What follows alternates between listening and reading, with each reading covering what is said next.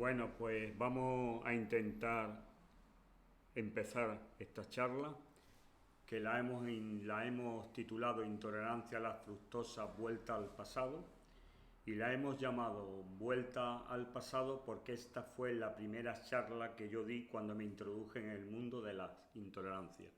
Y recuerdo que la di en el Colegio Médico de Granada, y la organizó una sociedad de celíacos de Granada. Después la di en Málaga y después la he dado por muchas partes de España. Pero en esta ocasión, bueno, hemos introducido nuevas cosas, quizás porque ahora sabemos más que antes, y en aquella época cuando di la primera charla pues aún nos faltaba, o a mí me faltaba, conocimientos que actualmente tengo.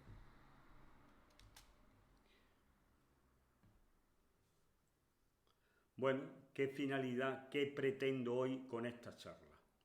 Bueno, pues con esta charla lo que hoy estoy pretendiendo es que ustedes aprendan y entiendan qué es realmente ser intolerante a la fructosa. Y para ello he recogido una serie de puntos que ustedes deberían entender y comprender una vez que yo termine esta charla. Y estos puntos serían: ¿por qué la intolerancia a la fructosa mayoritariamente no es una enfermedad? ¿Cuáles son los alimentos responsables de los síntomas digestivos y extradigestivos que padecen estos pacientes? ¿Qué debemos entender por carbohidratos no digeribles y para qué sirven? ¿Qué son los enterocitos, las microvellosidades intestinales y los transportadores proteicos de membrana? ¿Qué funciones llevan a cabo estos? ¿Qué son los disacáridos, las disacaridasas, para qué sirven? ¿Qué alteraciones se producen cuando faltan? ¿Qué otros enzimas intestinales se pueden afectar? ¿Cuáles son las diferentes vías de absorción de los alimentos y por qué se puede producir un aumento de la permeabilidad intestinal? Lo que el médico no debería hacer con estos pacientes y lo que siempre el médico debería hacer.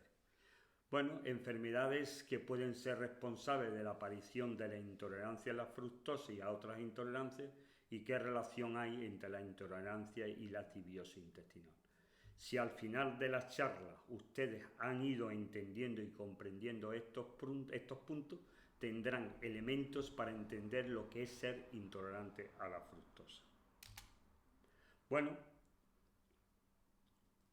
cuando comemos ciertos alimentos como hortalizas, verduras, frutas,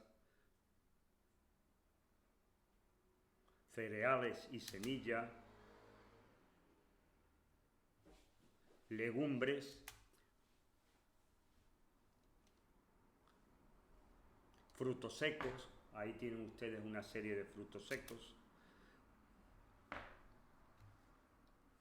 Cuando tomamos determinadas sustancias que fabrica la industria y se lo añade a nuestros alimentos, como son los polioles y las gomas, vamos a sufrir una serie de síntomas digestivos y de síntomas extradigestivos que van a condicionar la vida de los pacientes muy negativamente.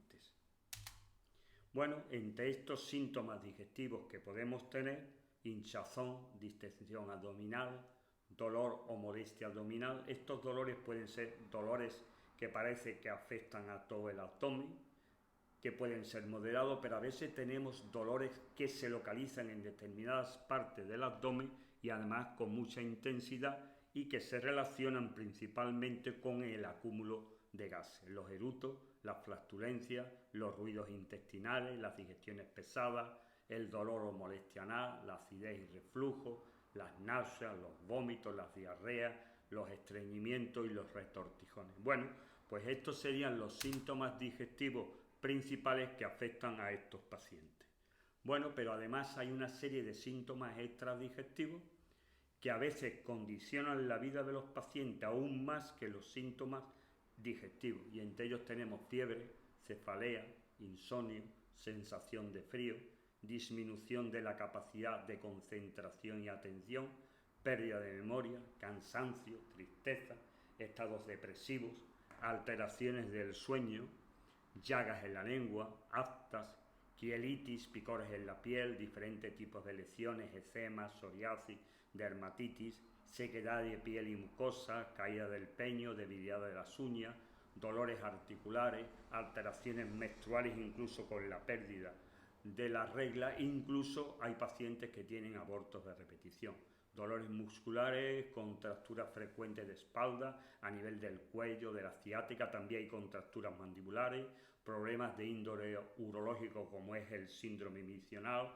alteraciones de la libido y de la erección, pérdida de peso y piernas inquietas. Como ustedes ven, los síntomas extradigestivos que podemos padecer son muy extensos. Bueno, pues visto esta primera parte, que ya hemos visto que cuando comemos determinadas sustancias vamos a tener una serie de síntomas digestivos y extradigestivos, hay que introducir un nuevo concepto, a que llamamos sustancias no digeribles. Hoy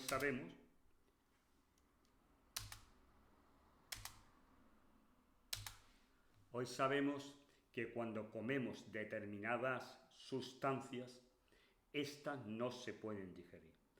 Un punto importante es saber que los alimentos están compuestos por una serie de sustancias y algunas de estas sustancias que componen estos los alimentos no las podemos digerir, y no las podemos digerir no porque estemos enfermos, sino porque no tenemos las enzimas necesarias para ello.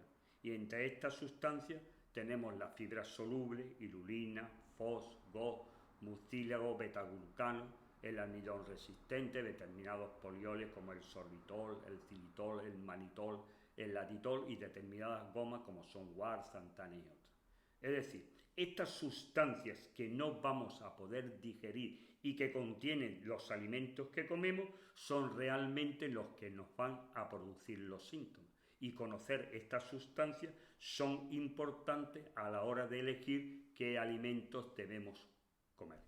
Y todas estas sustancias que no podemos digerir se le conoce con el nombre de carbohidrato no digerible.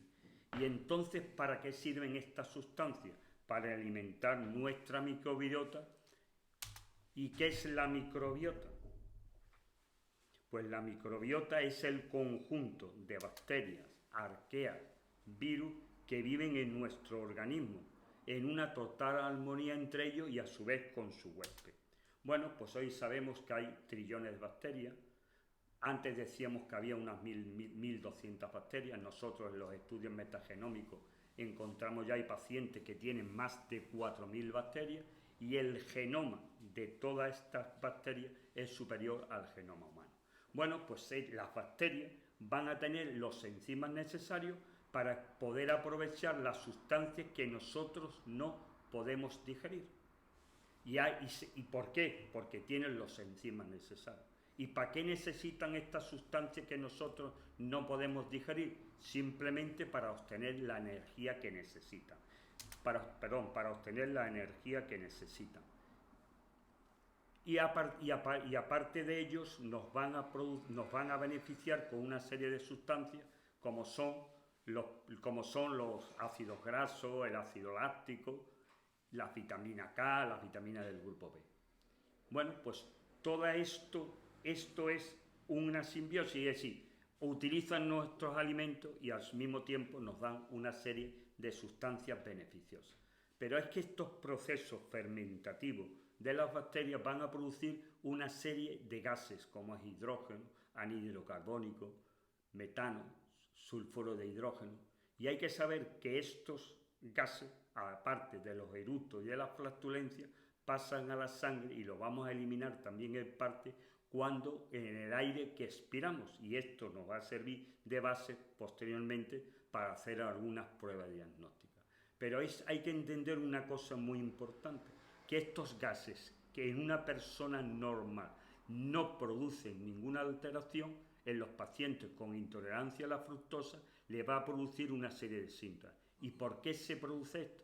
Porque a nivel del intestino grueso hay un aumento de la sensibilidad visceral de este, y cuando llegan los gases, los que tienen esta sensibilidad alterada, su intestino grueso responde de una manera diferente, dando lugar a una serie de síntomas.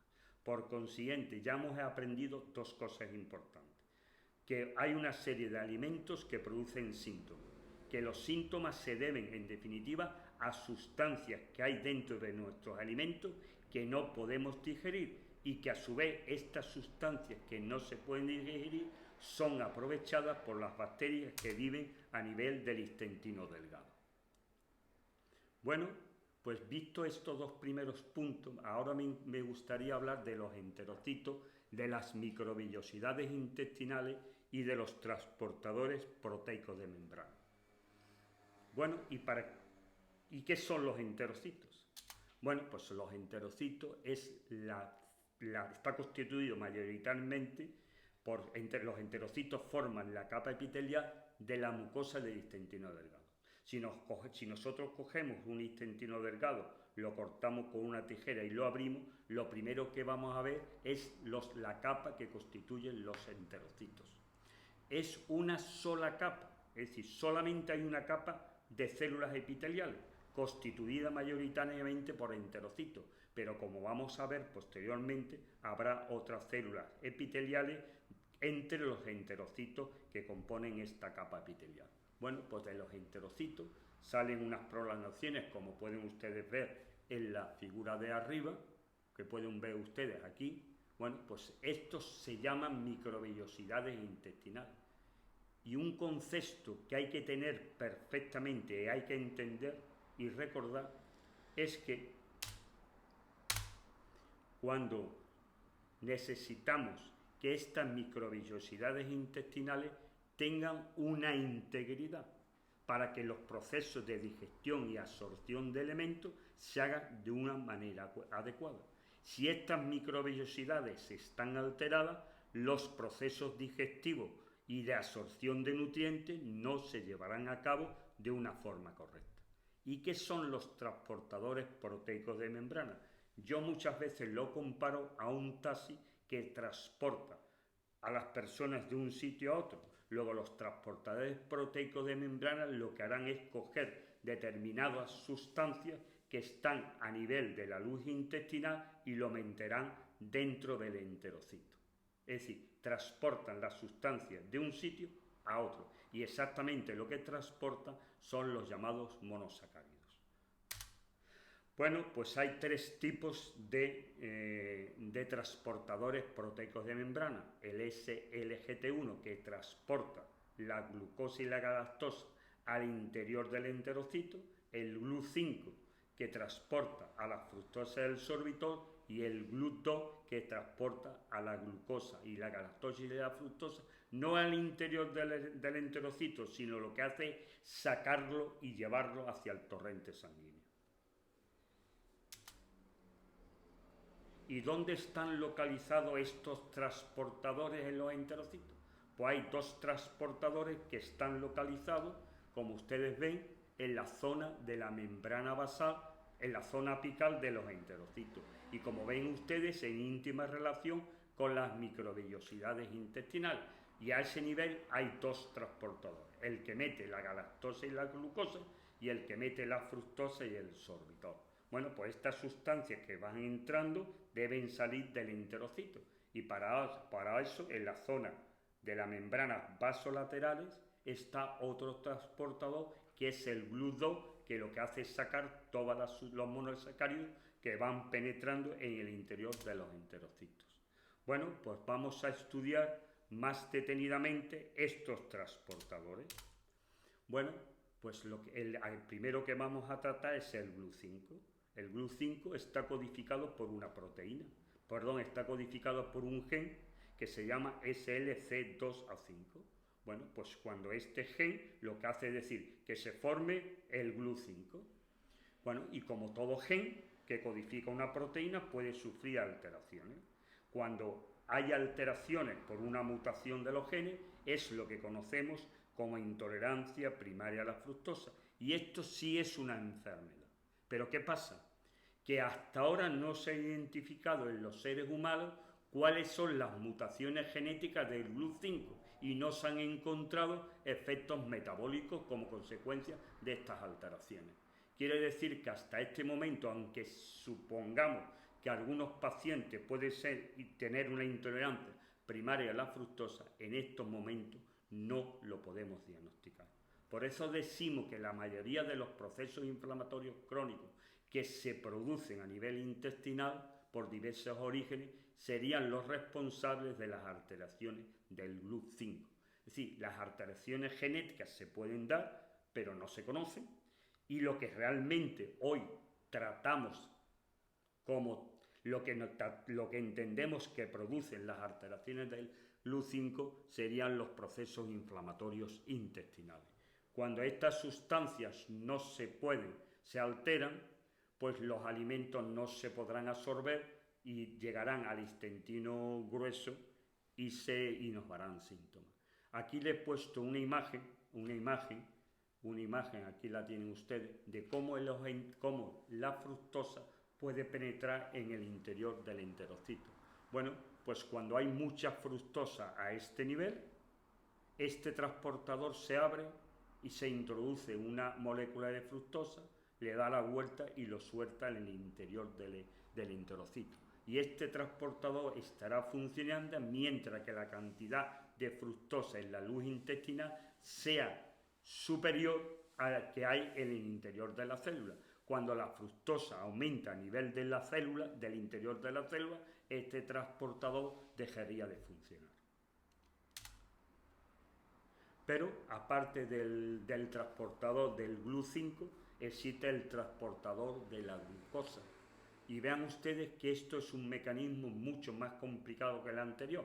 Para que este transportador pueda meter en el interior de los enterocitos la glucosa y la galactosa, la glucosa y la galactosa, primero tiene que introducirse dentro del enterocito 2 moléculas de sodio, luego se coloca la glucosa y finalmente con este proceso que pueden ver ustedes en esta diapositiva, vemos cómo da la vuelta, suelta una molécula de glucosa y luego suelta las 2 moléculas de sodio. Bueno, pero ¿qué pasa con el sodio que está entrando en la célula? Pues el sodio que está entrando en la célula lo tenemos que ir sacando del enterocito. Y para ello existe una bomba que es la bomba de sodio, que lo que hace es expulsar sodio y meter potasio, pero además con gasto de energía. Una cosa muy interesante es que si la cantidad de glucosa y galactosa es alta a nivel del lumen intestinal, este transportador, el SLGT1, no será capaz de meter todos estos monosacáridos en el interior de la célula. Entonces parte de la glucosa no sería absorbido. Y ahora después explicaremos cómo esto se resuelve. Bueno, el otro transportador es el GLUT2, que se encuentra a nivel de la zona basal de las membranas. Y su misión es sacar galactosa, fructosa y glucosa al exterior del enterocito. Bueno, antes dijimos que si hay mucho glucosa a nivel del lumen intestinal, no se podrá absorber toda la glucosa. Y aquí tienen ustedes una curva donde vemos la poca cantidad de glucosa que puede meter en el interior del enterocito este transportador. ¿Y cómo se soluciona esto? Pues la solución es muy fácil. Cuando hay mucha glucosa, el GLUT2 que está en la zona basal pasa a la zona apical, como se puede ver en este dibujo. Entonces este GLUT2, al transportarse a la zona apical, empezará a meter glucosa, fructosa y galactosa. Y con lo cual todo la glucosa que hay a nivel del lumen intestinal se introducirá dentro del enterocito. Cuando la glucosa disminuya, el GLUT2 volverá a su posición de inicio, que es la zona vasolateral de los enterocitos. Bueno, pues este es el mecanismo con el cual nuestro organismo consigue introducir dentro del enterocito y posteriormente en la sangre toda la glucosa que se produce con los procesos digestivos. Bueno, pues hoy día las investigaciones nos están demostrando que hay otros GLUT, como es el GLUT12, pero este parece que está relacionado con la insulina, y parece que el GLUT5, según las últimas investigaciones, sería capaz de pasar de la zona apical a la zona vasolateral, y ayudaría a sacar fructosa. Pero esto, como ven, está en rojo y con una interrogación, es porque esto está todavía en un estudio y las cosas no están totalmente aclaradas. Bueno, pues cuando terminamos con este concepto vamos a introducir otro, que son las disacaridasas. ¿Para qué sirven las disacaridasas y qué son las disacaridasas? Las disacaridasas son unos enzimas. ¿Qué hacen? Pues descomponer nuestros alimentos en elementos más sencillos. Y entre ellos tenemos la sacarasa, la lactasa, maltasa, isomaltasa y trialasa. Bueno, pero para que estos disacaridasas funcionen a nivel intestinal y que además son producidos por las células intestinales, debemos tener unas microvellosidades intestinales adecuadas para que estas sacarasas se adhieran a estas microvellosidades. Y una vez que se adhieren a estas microvellosidades, podrán dividir a los disacáridos en monosacáridos, porque hay que tener una cosa muy presente, es que los disacáridos no se pueden absorber y sí los monosacáridos. Es decir, que si los disacáridos no los convertimos en monosacáridos, no se podrán absorber. Y esto puede ocurrir por dos cosas, porque haya una menor producción de disacaridasa como consecuencia de los procesos inflamatorios o porque haya una menor adherencia a las microvellosidades. Si estas dos cosas ocurren, las disacaridasas no podrán actuar adecuadamente y entonces la sacarosa no podrá ser convertida en fructosa y en glucosa, la lactosa no podrá ser convertida en glucosa y galactosa, lo mismo pasará con la maltosa, isomaltasa y trealosa, que no se podrán convertir en moléculas de glucosa. Bueno, en esta siguiente diapositiva simplemente le he puesto la fórmula de los principales disacáridos sin ninguna pretensión. No es necesario aprenderse la fórmula, por supuesto, de los diferentes disacáridos. Bueno, aquí tenemos una molécula de lactosa que cuando actúa la disacaridasa correspondiente, que es la lactasa, se va a dividir en sus dos componentes, en glucosa y galactosa. En forma de lactosa no se puede absorber y si no la convertimos en glucosa y galactosa, esta lactosa no se podrá absorber. Bueno, pues aquí tienen ustedes una fórmula de la maltosa que cuando actúa sobre ella la maltasa la va a dividir en dos moléculas de glucosa, porque la maltosa como tal tampoco se puede digerir. Bueno, pues ahora vamos a introducir una cosa muy interesante que es el concepto de diarrea osmótica.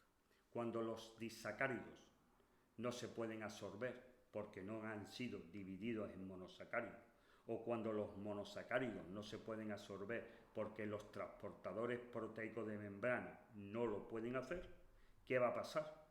Se van a acumular a nivel del intestino delgado y van a producir un aumento de la presión osmótica. Y cuando hay un aumento de la presión osmótica, empieza a entrar agua de las zonas que rodean al intestino al interior del intestino delgado. Y ese agua, junto con los disacáridos y junto con los monosacáridos que no se han podido digerir o absorber, van a pasar al intestino grueso, donde las sustancias que no hemos podido digerir producirán hidrógeno, anhídrido de carbono, ácido láctico. Y esto va a dar lugar a lo que conocemos con el nombre de una diarrea osmótica con heces ácidas, con dolor y flatulento. Pero para que esto se produzca hace falta un segundo factor. Hoy sabemos que el colon puede reabsorber 5 o 6 litros de agua. Bueno, pues cuando el agua que ha entrado en el intestino delgado va llegando al intestino grueso, si el intestino grueso es capaz de reabsorberla, no se producirá diarrea. Pero cuando el agua que llega sobrepasa la capacidad que tiene el intestino grueso de absorber el agua se irá acumulando en el intestino grueso. Las sustancias fermentarán y producirán una serie de sustancias. Y todo esto, la unión de estos dos mecanismos, es lo que produce lo que conocemos como diarreas explosivas. Y esto sabemos hoy día que el intestino grueso pierde capacidad de reabsorber el agua cuando ocurren procesos inflamatorios a nivel de este. Es decir, que cuando el agua que llega procedente del intestino delgado supera a la capacidad de reabsorción que tiene el colon de reabsorber el agua, es cuando se producen estas diarreas osmóticas, que a algunos pacientes, como ustedes saben, le hace la vida totalmente imposible. Salir a la calle teniendo diarreas explosivas 7 o 8 veces al día es prácticamente imposible. Aquí simplemente un dibujo donde se explican estos mecanismos. Bueno, pero hemos dicho que a nivel intestinal hay muchas más células. Bueno, pues hoy sabemos que hay hasta 7 células diferentes a nivel del epitelio. Es decir, están los enterocitos y entre los enterocitos hay otras células. Y aquí entre ellas tenemos los enterocitos, las células de Globé, las células de Panet, las células de TUF, las células enteroendocrinas, las células de K, las células M y las células madre. Lo único que hay que recordar es que, además de los enterocitos, tenemos otras células más. Y si los enterocitos se pueden afectar por los procesos inflamatorios, estas otras células que hemos mencionado aquí también se pueden afectar por los procesos inflamatorios. Una cosa interesante de saber es que todas estas células que podemos encontrar a nivel epitelial proceden de una única célula, que son las llamadas células madre, que se encuentran a este nivel con las células de Panet. Bueno, pues determinados estímulos hacen que estas células madre en un momento determinado empiecen a producirse, se separan de esta zona y aquí vendrían recogidas todas, principalmente en color azul. Bueno, pues cuando las células madres se empiezan a dividir, llegará un momento que por diferentes estímulos van a producir todas las células que vemos aquí, las diferentes células que componen el epitelio. Es decir, una sola célula madre se empieza a dividir en otras células madre y a partir de aquí van a producir todas estas células que tenemos a nivel intestinal. Bueno, pues conocer estas células es importante, saber lo que hacen, para qué sirven. Bueno, pues las células de Globé producen moco.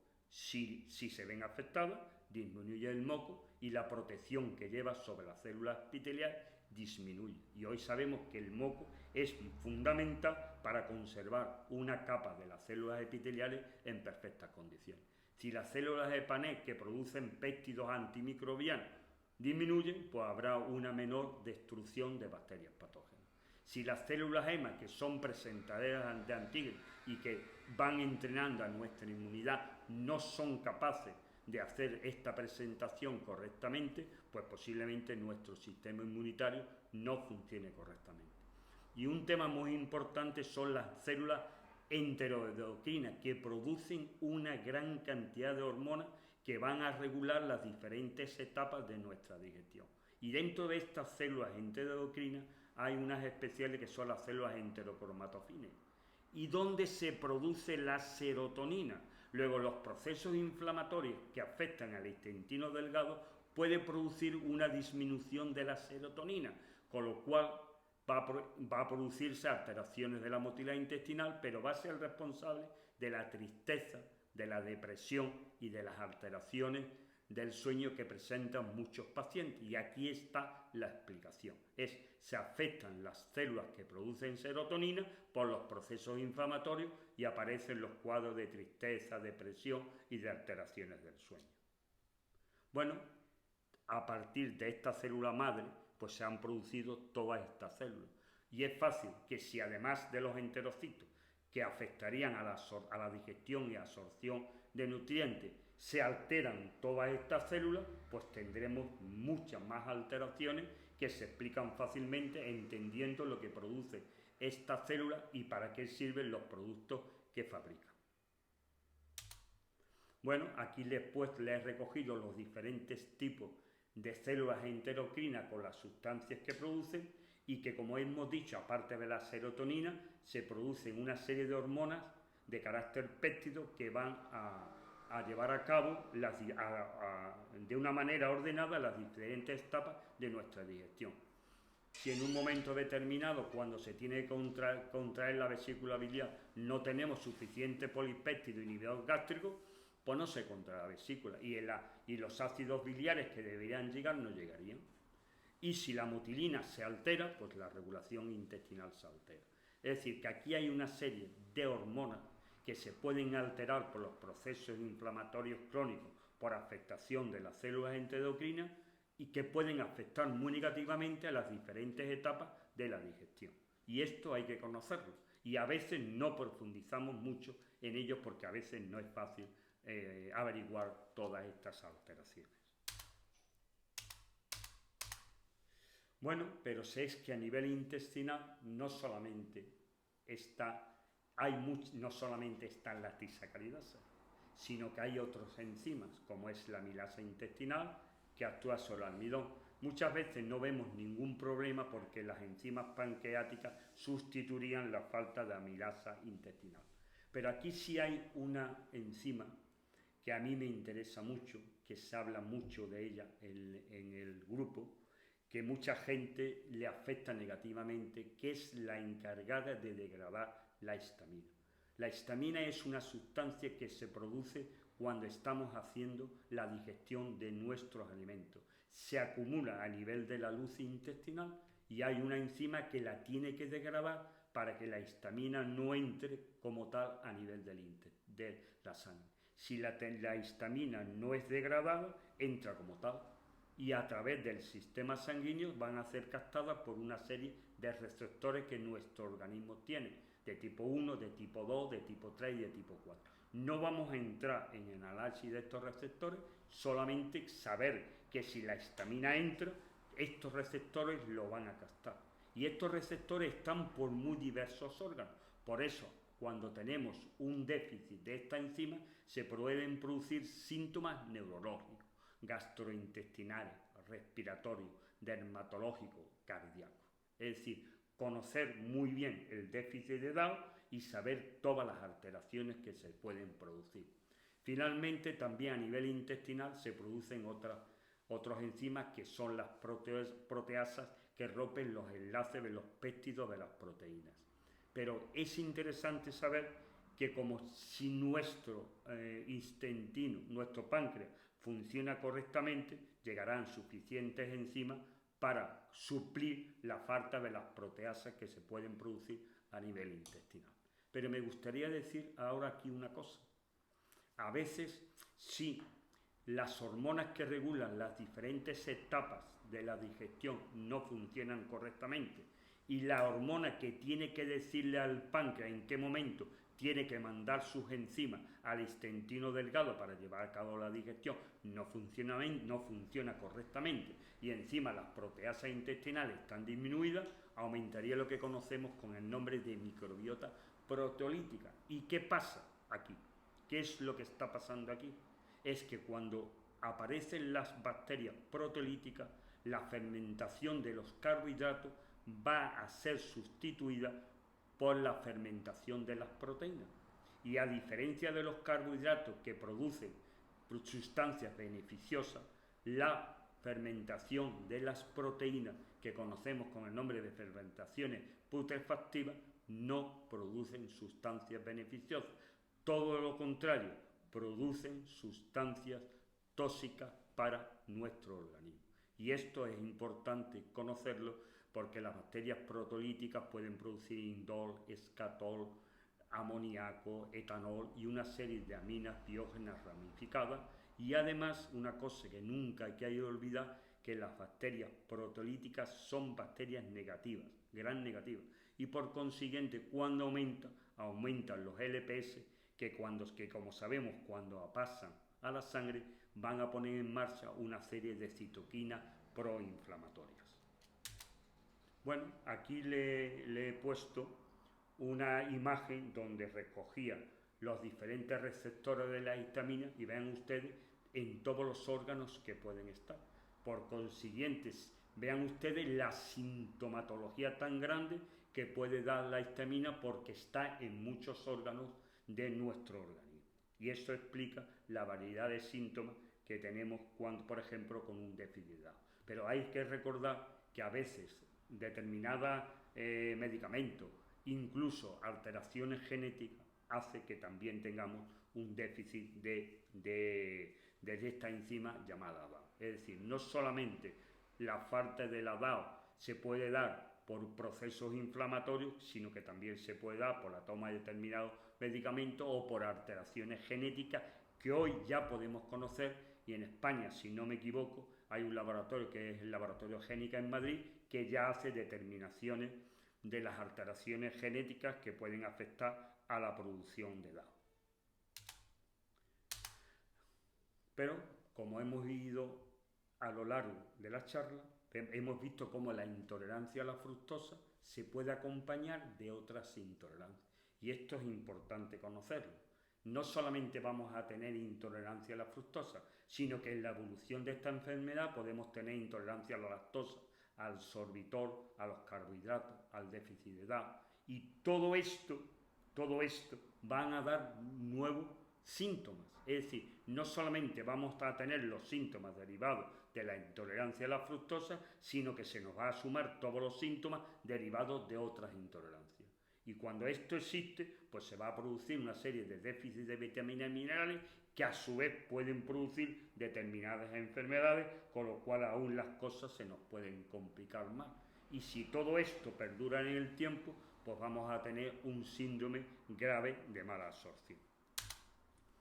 Bueno, visto todas estas partes, vamos a introducirnos en un nuevo capítulo, que es muy importante de entender. ¿Cuáles son las vías de absorción de nutrientes? Hemos visto cómo hasta ahora hemos analizado la vía transcelular, pero existe otra vía que es la vía paracelular. ¿Y qué es la vía paracelular? Es el espacio que queda entre dos enterocitos. Y sabemos que a este nivel, en la parte superior, como está representado aquí, hay unas formaciones que conocemos como uniones estrechas que van a regular qué sustancias pueden entrar por estos espacios cuando nosotros estamos haciendo la digestión de nuestros alimentos. Bueno, hoy sabemos perfectamente que las células epiteliales no están soldadas, están unidas por una serie de formaciones proteicas. Aquí en esta foto la he recogido. No hace falta aprendérselas, solamente recordar que estas formaciones proteicas unen a los enterocitos entre sí y a los tejidos subyacentes, como vemos aquí en esta parte inferior. De esto, lo único que quiero que ustedes recuerden es que existen estas formaciones para unir los enterocitos, pero que en su parte superior, que aquí está representado en verde, existe lo que conocemos como uniones estrechas, que sí van a regular los nutrientes que pueden penetrar por aquí, cuando estamos haciendo la digestión de nuestros alimentos. Bueno, en esta siguiente diapositiva les he expuesto, cómo están formadas las uniones estrechas. No hay que aprenderse nada, solamente saber que hay una parte de estas uniones estrechas que están dentro del citoplasma y que otras formaciones proteicas están en los espacios, estos que son los espacios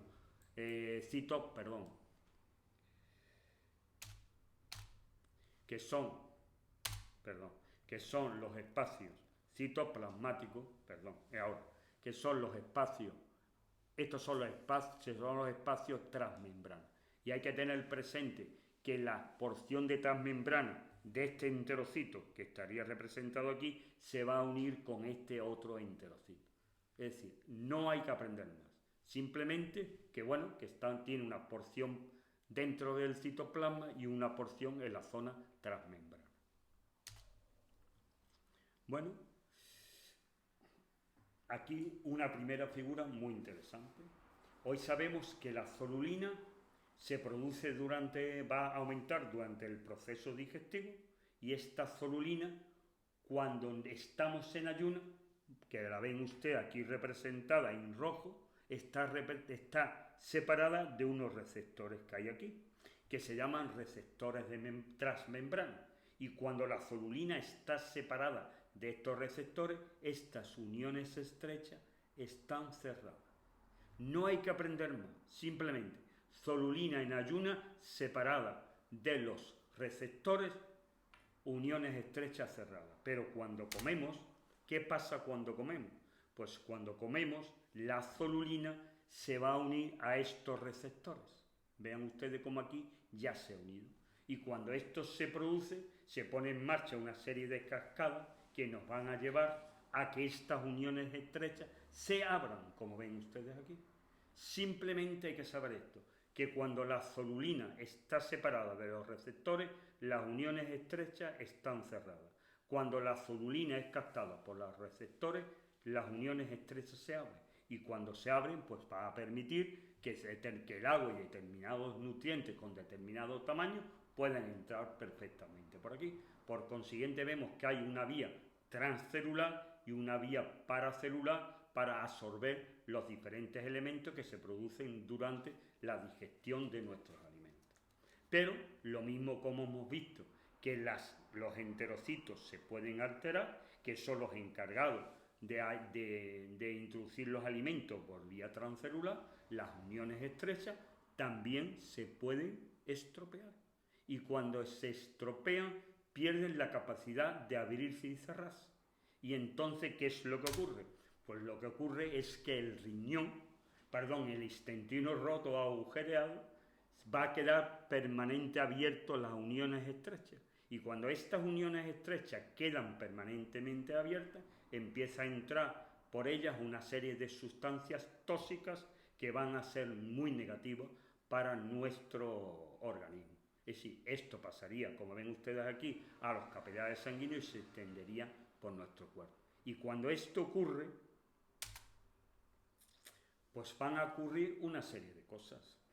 Que la carga tóxica que está penetrando por estas uniones estrechas que se permanecen abiertas independientemente de la digestión, pues van a suponer una carga tóxica para el hígado.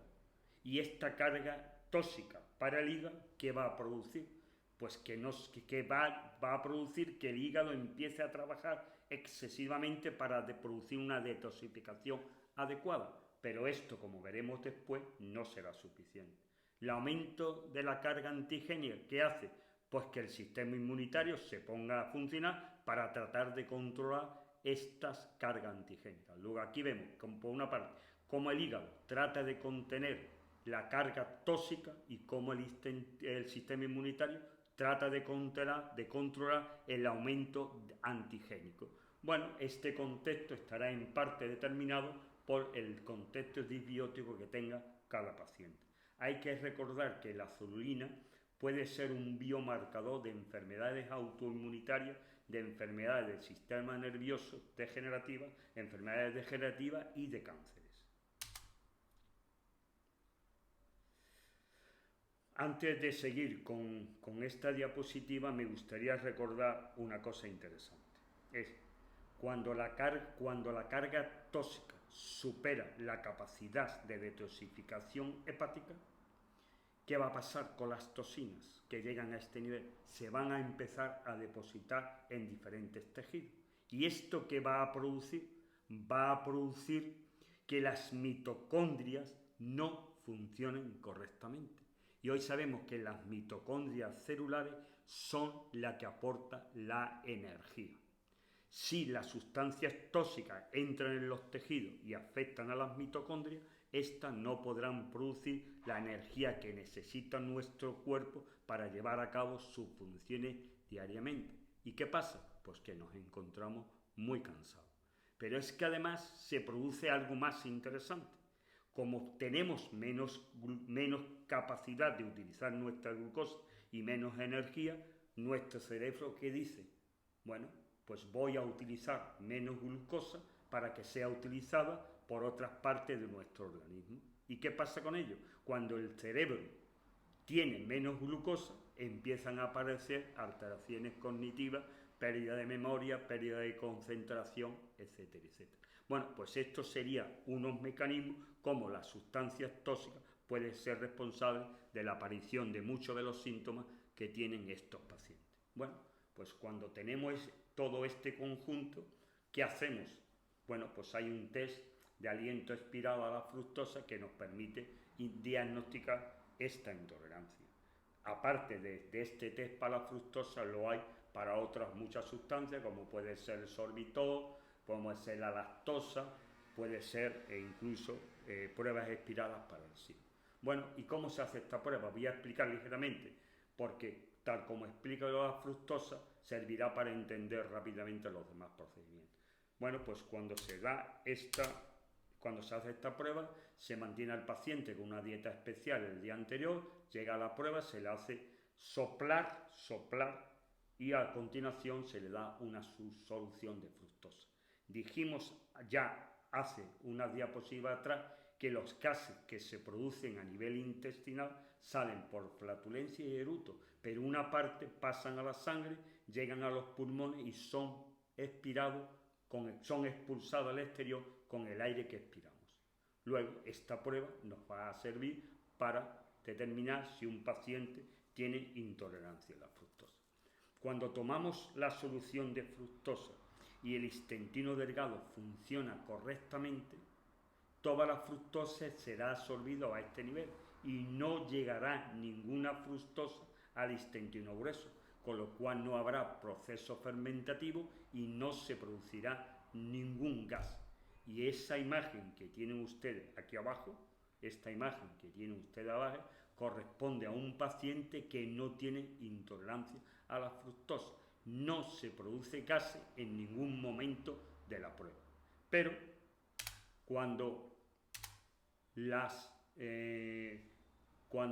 microvellosidades intestinales están estropeadas y la fructosa que tomamos no se puede absorber en su totalidad a nivel del intestino delgado, pues esta fructosa va a pasar a nivel del intestino delgado. Y cuando pasa al intestino grueso, se va a fermentar y va a producir gases. Estos gases son expulsados al exterior a nivel del aire que expiramos.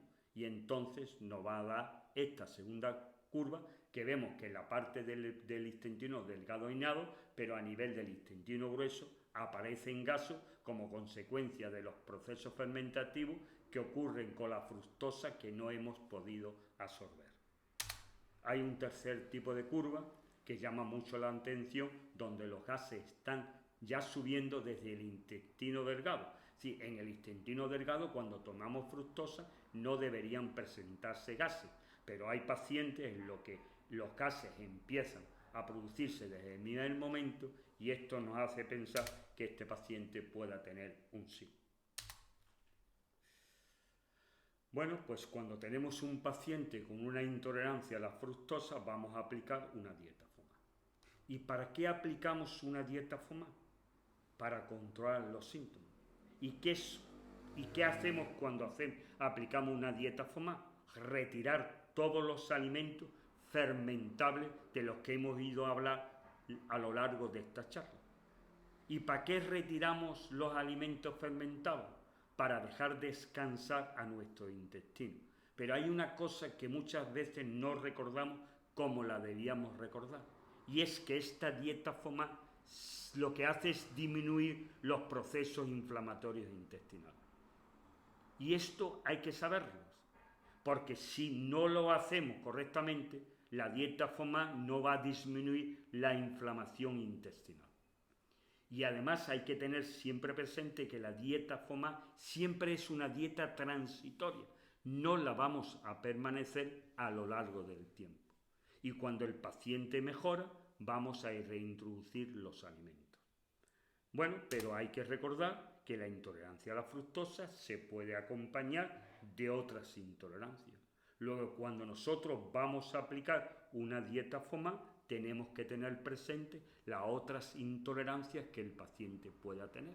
Porque si un paciente es intolerante a la fructosa, pero también tiene un déficit de Down, pues una dieta FODMAP, tal como la aplicamos, si la aplicamos solo para la intolerancia a la fructosa, habrá muchos alimentos que contengan histamina y como tenemos un déficit de Down, nos va a producir síntomas. Luego tenemos que hacer una dieta FODMAP adaptada al déficit de Down y eso mismo deberemos hacer con las otras intolerancias. Luego la dieta FODMAP se aplica a la intolerancia a la fructosa, pero se tiene que adaptar a las otras intolerancias. Por eso no hay siempre una misma dieta FODMAP para todos los pacientes. Perdón. Cuando yo quiero clasificar, cuando yo quiero hacer una dieta FODMAP, yo lo que hago es clasificar los alimentos en dos grandes grupos. Un grupo que sería cómo se toleran los alimentos. Entonces, habría una serie de alimentos que estarían en la primera columna, que serían los alimentos a tolerar, y habría una tercera columna donde estarían los alimentos a evitar. Y en medio habría una segunda columna donde determinados alimentos, comiéndolos con moderación, podrían ser utilizados. Yo, cuando me empiezo a confeccionar una dieta FODMAP, nunca utilizo los alimentos de la tercera columna y nunca tengo prisa por meterlos. No son necesarios introducirlos porque con los alimentos de la columna 1 y de la columna 2 tendría suficientes nutrientes y minerales que necesita el paciente sin introducir los alimentos a evitar. Y además organizo los alimentos por grupo porque, como ustedes saben, hay algunos grupos, como pueden ser las carnes, los pescados y los huevos, que no tienen sustancias fermentables. Es decir, cogemos las sustancias que podemos tolerar y miramos los alimentos que no tienen sustancias fermentables para poder confeccionar una dieta FODMAP. No vamos a explicar más de esto porque ya hemos dicho que vamos a dar unas charlas específicamente sobre dieta FODMAP adaptadas a todas otras alteraciones que los pacientes puedan tener, pero sí me gustaría recordar los dos fines fundamentales de una dieta FODMAP, porque a veces se nos olvida. Es reducir los síntomas, pero al mismo tiempo disminuir los procesos inflamatorios intestinales. Si la dieta FODMAP bien aplicada se convierte en una dieta antiinflamatoria. Y esto es un concepto que muchas veces no tenemos en cuenta y nos da mucho miedo y parece que los enfermos se nos van a morir porque mantengamos una dieta FODMAP muy restrictiva a lo largo de un cierto tiempo. No hay problema. Los efectos antiinflamatorios a mí me interesan mucho y nunca tengo prisa por introducir los alimentos con una gran velocidad, porque esto hace que muchas veces la ansiedad que tienen los pacientes por volver a comer de todo hace que estos pacientes no evolucionen satisfactoriamente. Bueno, pues ¿qué debemos hacer con estos pacientes? Pues desgraciadamente, a pesar de que ya llevamos 7 o 8 años, hablamos de la intolerancia a la fructosa, pues todavía cuando llegan estos pacientes a los médicos con esta cantidad de síntomas abrumadora, pues decimos que la causa que los produce son psicológicas. O nos ponen la famosa etiqueta de síndrome de intestino irritable. Bueno, pues cuando un médico tiene delante de sí a un paciente con estos síntomas y los cataloga de esta manera, posiblemente se está equivocando. Y lo vuelvo a decir, se está equivocando.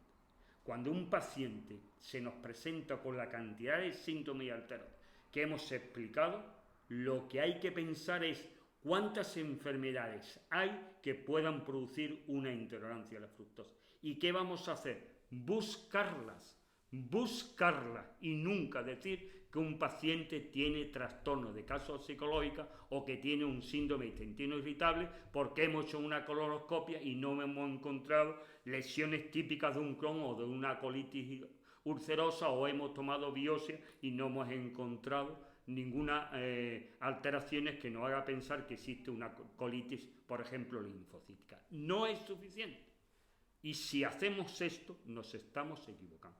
Hay que buscar todas las enfermedades que son capaces de producir una intolerancia a la fructosa y hay que empezar a aprenderse todas las que existen y debemos ir descartándolas todas, porque si no haremos una mala praxis médica. Y esto está ocurriendo en nuestro país después de que llevamos 7 años hablando de la intolerancia a la fructosa y de que tenemos hoy muchas pruebas y muchas cosas para comprender perfectamente todo lo que está ocurriendo. Esto es lo que se debe hacer. Bueno, y entre estas enfermedades que pueden producir la intolerancia a la fructosa, yo les he recogido aquí a algunas de ustedes, que no las voy a leer, pero que ustedes las pueden comprender, las pueden leer perfectamente y ver que hay muchas enfermedades. Pero cuando uno tiene una serie de síntomas que yo le he ido explicando, hay que buscar 4 enfermedades principales: la celiaquía, los parásitos, el SIBO y el Helicobacter pylori. Si todas estas son negativas, pues empezaremos a buscar la lista que yo le he puesto aquí, que el próximo día intentaré aumentarla, porque aquí se pueden introducir muchas más enfermedades. Por consiguiente, hay que descartar todas estas enfermedades para poder etiquetar a un enfermo que tiene un colon irritable. Pero es que me gustaría decir algo más. Es que el intestino irritable, hoy se sabe que cuando se acompaña de diarrea es una enfermedad autoinmunitaria y que podemos diagnosticar con una prueba que se llama IBS-SMART. Y aún seguimos diciendo que la intolerancia, que un colon irritable o intestino irritable es una enfermedad funcional, cuando sabemos ya perfectamente que parte de ella son consecuencias de una enfermedad autoinmunitaria. Bueno, pues en los últimos años hemos aprendido que cuando hay intolerancias alimentarias, siempre, porque yo no lo he visto en lo contrario, vamos a tener una disbiosis intestinal. Y muchas veces cuando no las disbiosis intestinal que ha producido nuestra intolerancia nos las arreglamos, no conseguimos curar a nuestros pacientes. Luego hay que tener en la cabeza que intolerancia alimentaria y disbiosis intestinal forman un tándem, y si no lo tenemos en cuenta podríamos ir por un camino equivocado que haría que nuestros pacientes no pudieran ser curados adecuadamente. Bueno, pues hasta aquí lo que hoy quería hablarles con intolerancia a la fructosa. Hemos ido analizando suficientes puntos para que ustedes puedan entender qué es lo que ocurre cuando somos intolerantes a la fructosa. Bueno, para el próximo día me gustaría recordarles que vamos a tener, para el día 15 de enero, vamos a tener una nueva charla donde vamos a profundizar más en la intolerancia a la fructosa, pero ahora relacionados con determinadas enfermedades. La celiaquía, SIBO y parásito la tendremos el 15 de enero a las 10:30. Bueno, pues hasta aquí hemos terminado. Le doy muchas gracias a todos ustedes por las atenciones prestadas, y a partir de aquí, si ustedes tienen alguna pregunta que hacer porque alguno de estos puntos no lo han comprendido perfectamente, yo trataría de hacerlo. Ve leyendo por si hay alguna pregunta, me la pasa.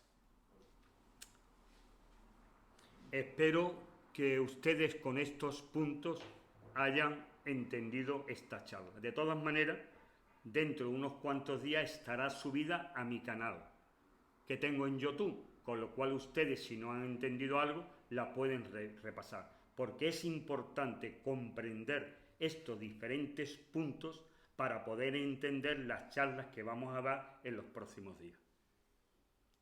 Bien, están ahora mismo agradeciendo esto. Aquí hay una pregunta.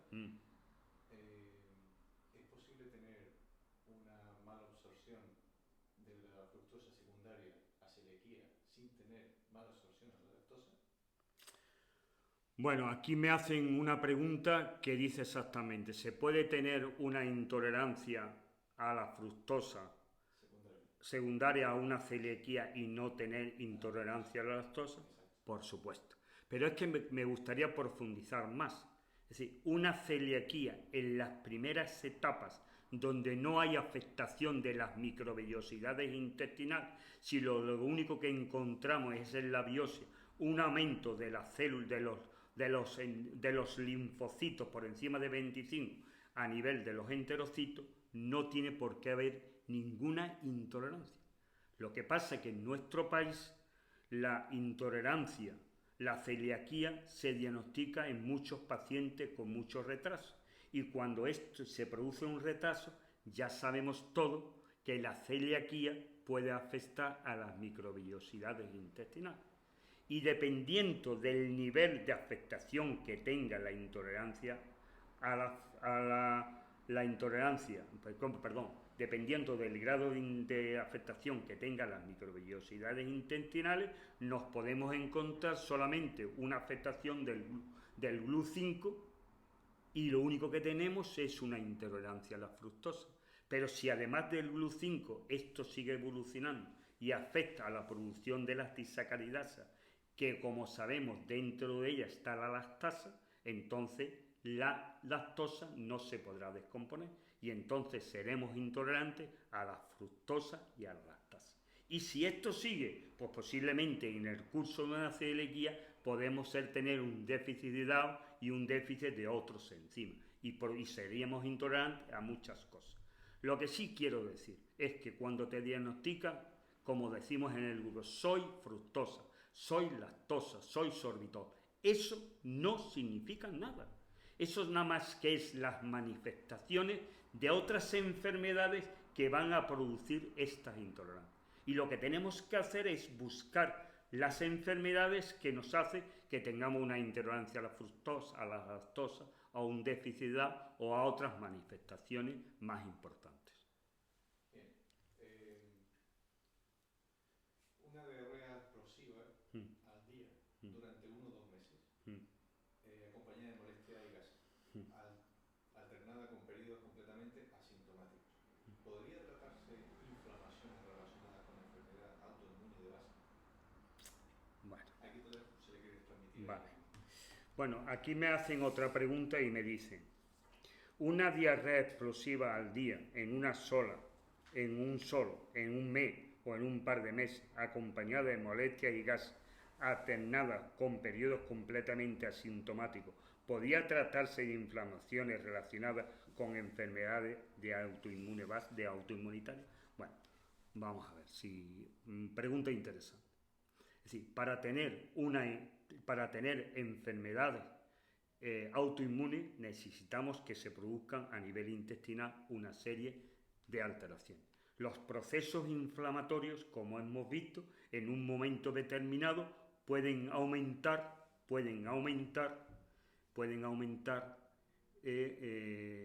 afectar a las uniones estrechas. Y sabemos que las uniones estrechas, cuando permanecen abiertas, van a pasar una serie de sustancias antígenas a nivel intestinal. Y cuando esta sobrecarga antigénica, como pueden ser bacterias, restos de alimentos, virus, arqueas, parásitos, pasan al interior de la sangre, el sistema inmunitario empieza a funcionar. Y si lo sometemos a un trabajo excesivo, llega un momento que nuestro sistema digestivo no es que se altere, es que no tiene capacidad para seguir trabajando. Y entonces a partir de aquí se pueden producir enfermedades autoinmunitarias. Es decir, que una diarrea explosiva sin un aumento de la permeabilidad intestinal no tiene por qué producir enfermedades autoinmunitarias.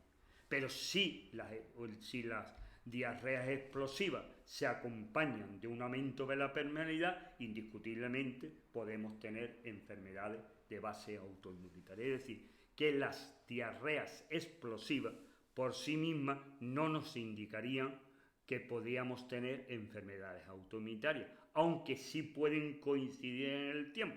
Es decir, podemos tener diarreas explosivas y como tenemos un aumento de la permeabilidad intestinal, que se puedan ir produciendo procesos autoinmunitarios. Me hacen otra pregunta que dice, ¿es posible que las intolerancias fructosa y lactosa desencadenen resistencia a la insulina? Pues sí, ya lo he tratado de explicar, lo que a veces se me quedan cosas del tintero. Bueno, cuando nosotros tenemos un aumento de la fructosa y lactosa, se puede producir un aumento de los lipolisacáridos y de otras sustancias que van a pasar a la sangre y van a producir procesos sistémicos. y sabemos que los procesos crónicos sistémicos que pueden afectar a nuestro organismo se puede acompañar de una resistencia a la insulina. Y además sabemos perfectamente que ahí estaría incluido lo que conocemos con el nombre de síndrome metabólico.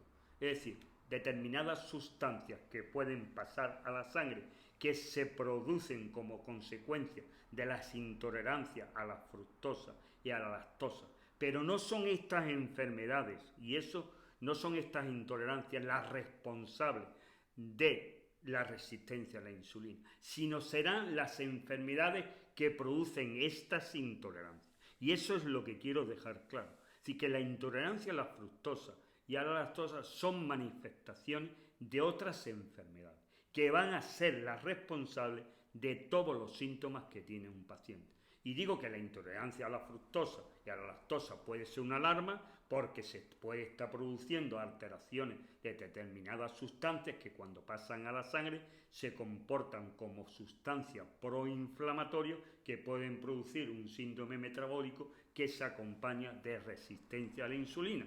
Luego sí está claro que la fructosa y la lactosa, si se acompaña de otras cosas, puede producir resistencia a la insulina. Y si corregimos estas alteraciones, podemos revertir la resistencia a la insulina. Vamos a ver. Otra pregunta que me hace por aquí. Yo tengo los síntomas desde que me operaron a una hernia de hiato gigante con torsión y de reflujo. Me hicieron una fundoduplicatura. Ahora me han diagnosticado de intolerancia a la fructosa después de hacerme la prueba. ¿Me podría explicar si tiene relación con la operación? Muchas gracias. Bueno, pues sí. Hoy sabemos que una de las causas principales del SIBO son las adherencias que se producen cuando nosotros nos operamos. Y estas adherencias pueden producir un aumento de determinadas bacterias a nivel del intestino delgado e incluso a nivel del intestino grueso. Bueno, pues en el SIBO, cuando el SIBO lleva un tiempo con nosotros, se puede producir intolerancia a la fructosa. Pero también es verdad que si nosotros conseguimos eliminar el SIBO, desaparecerá esta intolerancia a la fructosa. A mí me salió intolerancia a la lactosa, fructosa y sorbitol en las pruebas que me hice en el Hospital Provincial Castellón, pero no me indicaron que hiciera ninguna dieta especial el día anterior. ¿Puede haber influido y o ser erróneo el resultado? Sí. ¿Por qué? Porque si nosotros el día anterior hemos comido sustancias que producen sustancias que se pueden fermentar, comemos, cenamos, estas sustancias llegan al intestino grueso, son fermentadas, están fermentando, pero no son eliminadas en su totalidad, con lo cual quiere decir que cuando llegamos a la prueba, sin tomar nada, ya estamos eliminando determinados gases. Y cuando nos dan lo que bebemos, es decir, para ver si tenemos ciertas intolerancias, ya estos mismos gases que hay a nivel intestinal nos pueden alterar la prueba. Es decir, que a lo mejor no somos intolerantes y por la presencia de estos gases que se han acumulado durante la noche y que estamos eliminando, nos pueden dar pruebas positivas que a lo mejor serían negativas. Tengo SIBO diagnosticado. ¿Esto quiere decir que tengo intolerancia a la fructosa? Estoy un poco perdido. No. El SIBO, ya sea de hidrógeno, de metano, o de sulfuro de hidrógeno, no tienen de entrada por qué acompañarse de una intolerancia a la fructosa. Es decir, hay muchos pacientes de SIBO que no son intolerantes a la fructosa. Pero sí quiero explicar nuevamente que el SIBO produce a nivel del intestino delgado una serie de sustancias tóxicas que poco a poco pueden ir alterando la capa de las células epiteliales. Y cuando esto ocurre, indiscutiblemente se van a ver afectados los mecanismos de absorción y digestión de nuestros alimentos por una alteración de las microvellosidades intestinales o por una disminución de las disacaridases. Esto quiere decir que el SIBO a veces no tiene ninguna intolerancia, pero si el SIBO mantenido en el tiempo produce alteraciones de la pared intestinal, indiscutiblemente nos pueden aparecer ciertas intolerancias. Por eso hay enfermos con SIBO que toleran muy bien ciertos alimentos y otros pacientes con SIBO no los toleran porque ya tienen una afectación mayor de sus paredes intestinales, que son las encargadas de llevar a cabo la digestión y absorción de los alimentos. ¿Cómo se llama la prueba del intestino irritable? Bueno, vamos a ver, aquí me quisiera explicar. Hoy día se considera que hay 3 tipos de colon irritable. Unos que se manifiestan con diarrea, otros que se manifiestan con estreñimiento y otros que se manifiestan con ambos. Es decir, hay periodos de estreñimiento y hay periodos de diarrea. Bueno, pues en España, actualmente, los gastroenterólogos de nuestro país consideran que estos son pruebas, son alteraciones funcionales. Bueno, pues hoy muchos pensamos, de acuerdo con las investigaciones realizadas por gastroenterólogos americanos, de las cuales hay muchas publicaciones, parece ser que el colon irritable que se acompaña de diarrea es una enfermedad autoinmunitaria que parece que se produce en aquellos pacientes que han sufrido procesos inflamatorios agudos intestinales producidos por Campylobacter, por Shigella, por Escherichia coli. Bueno, pues cuando tenemos estos procesos inflamatorios crónicos agudos producidos por estas bacterias, se van a producir una serie de sustancias que pueden llevarnos a que estos pacientes tengan una enfermedad autoinmunitaria. Y la prueba que tenemos para diagnosticarla es una prueba que se llama IBS-MAR y hoy en España lo realiza Laboratorios Calderón. Es decir, que el Laboratorios Calderón realiza esta prueba y si te sale positiva, te podríamos decir que tu colon irritable podía ser secundario a una enfermedad autoinmunitaria. Lo que pasa es que además del colon irritable se suele acompañar al mismo tiempo del SIBO y se superponen colon irritable del SIBO. Y con estas pruebas podemos saber si este SIBO y este colon irritable tienen un componente autoinmunitario. ¿Podría ser un factor importante para el diagnóstico de las enfermedades subyacentes el momento del día en que más se sufren los síntomas? En mi casa, nada más despertar. Bueno, las historias clínicas de las cuales los médicos modernos las estamos abandonando, desgraciadamente. Yo cuando entré a trabajar en Carlos Haya, y yo al principio de mi vida era urólogo, mi jefe de servicio siempre decía que lo que más había hecho avanzar la medicina era la silla. Y con ello se estaba refiriendo a que sentarse en una silla delante del enfermo y hacer un buen historial clínico nos podía orientar a qué es realmente lo que el paciente tiene. Y aquí lo voy a decir claramente, con la historia clínica bien hecha y con una buena exploración de los pacientes, podríamos dejar de hacer muchas pruebas y gastarnos mucho dinero. Pero ¿qué pasa si usted entra en una consulta de un médico de la Seguridad Social y tiene 10 minutos para ver? No le puede hacer un buen historial ni una buena exploración y por consiguiente, indiscutiblemente, le podría orientar. Es decir, resumiendo, un buen historial y una buena exploración de los pacientes nos pueden hacer pensar en las cosas que este paciente tiene. E incluso, yo diría, y me imagino que otros médicos del grupo nuestro así empiezan y así lo hacen, no es necesario a veces realizar todas las pruebas, con un buen historial. En su caso, si hacemos un buen historial y vemos que usted se empieza está mala desde que ese momento, pues algo tiene que ocurrir en su intestino grueso durante la noche para que usted empiece a encontrarse mala desde que se levanta. Por consiguiente, una buena historia clínica nos puede orientar sobre los procesos que tenemos.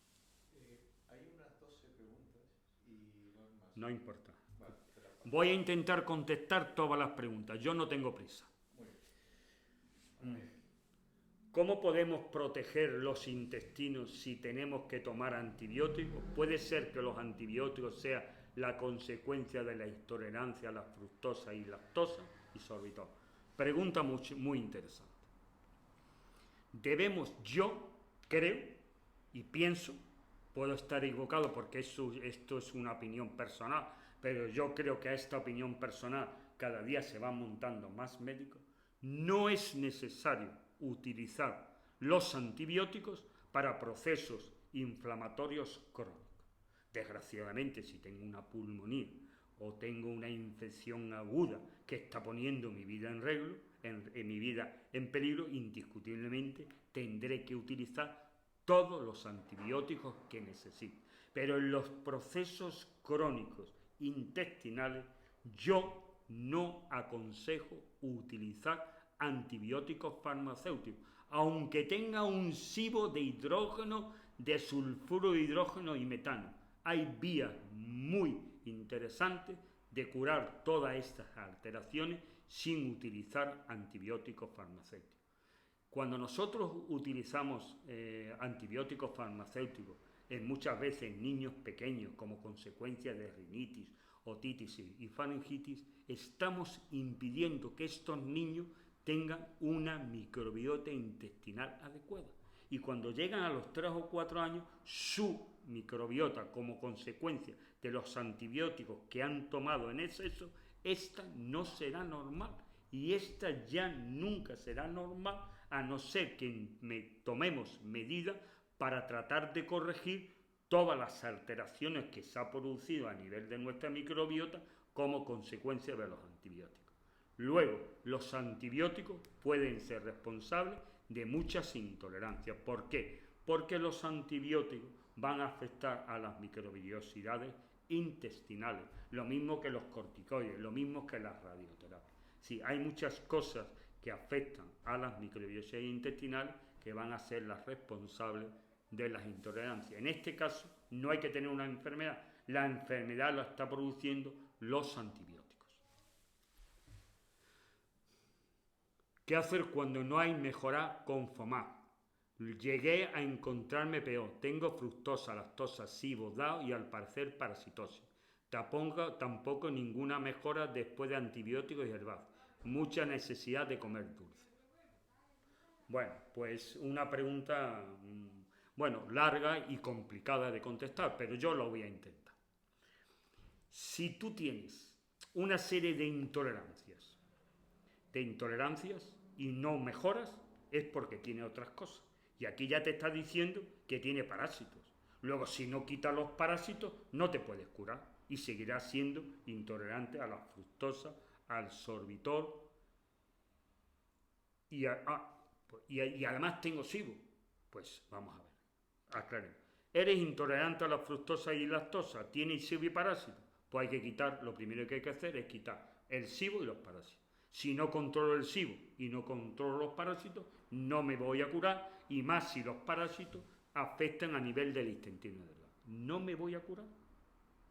Hay que controlar los parásitos. Yo primero, ¿qué haría? Quitaría el parásito, porque muchas veces una giardia a nivel del intestino delgado puede producir un SIBO, se puede acompañar de un SIBO, porque no hay que olvidar que la giardia altera todo el metabolismo que se produce a nivel intestinal, porque lo que quiere es aprovechar sustancias que ella necesita.